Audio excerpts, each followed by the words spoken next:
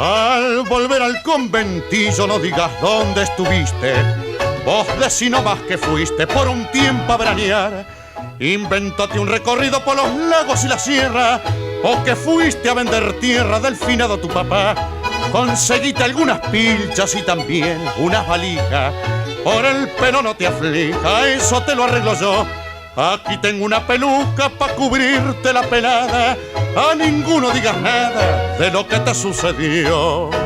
Afanancio, no hagas más la tontería de largarte en pleno día en un tranvía a trabajar.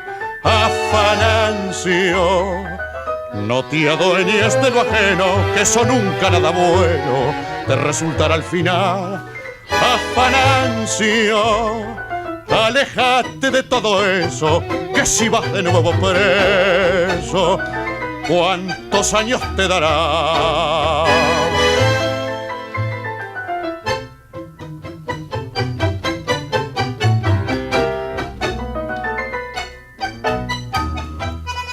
Cuando alguna de las minas tus noticias me pedía, yo tranquilo le decía que ya estabas por venir, que marchaban tus negocios viento en popa día a día. Totalmente yo sabía que ya estabas por salir.